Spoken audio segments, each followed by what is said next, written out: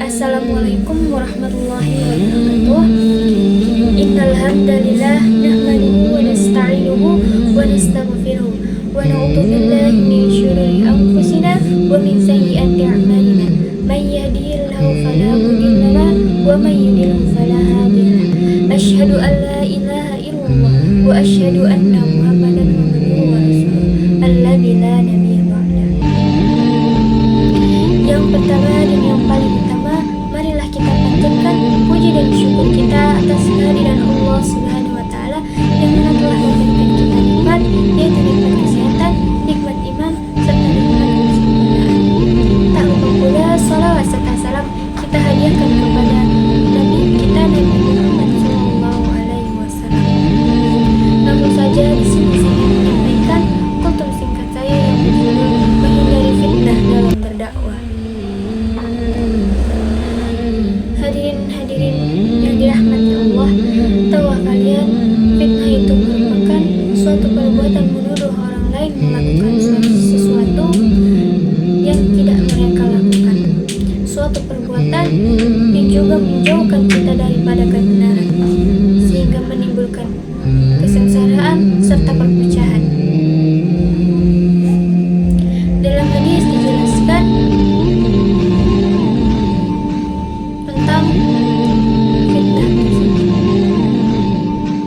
Bismillahirrahmanirrahim. Inna min asyaddil fitani fitnatud da'wati. Yaqulu Allah azza wa jalla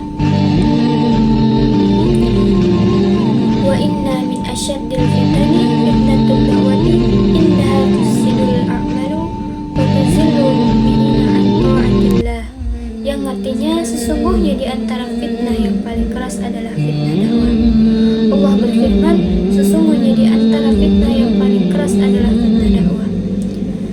Karena ia merusak amal dan menggoyahkan orang-orang mukmin dari ketaatan kepada Allah Subhanahu wa taala.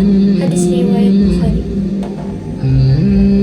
Dari hadis ini kita bisa mengetahui bahwa fitnah itu benar-benar bisa membuat kita dari yang kebenaran menjadi sesuatu perbuatan yang buruk. Maka dari itu kita sebagai umat Islam adalah ketika menyampaikan suatu dakwah, maka berbuatlah dengan sebenar-benarnya, berkatalah dengan sesuai faktanya, karena apa yang kita sampaikan itu akan didengar oleh orang-orang, akan diresapi oleh mereka. Makanya ketika kita ingin menyampaikan sesuatu adalah kita mengetahui kebenarannya dulu, baru kita menyampaikan kepada orang-orang. Karena ketika kita salah penyampaian, itulah yang menimbulkan namanya fitnah. Karena tidak ada namanya validasi, tidak adanya suatu fakta. Kita malah menyebarkannya ke khalayak ramai. Padahal sesuatu itu belum tentu benar-benar adanya, belum tentu faktanya.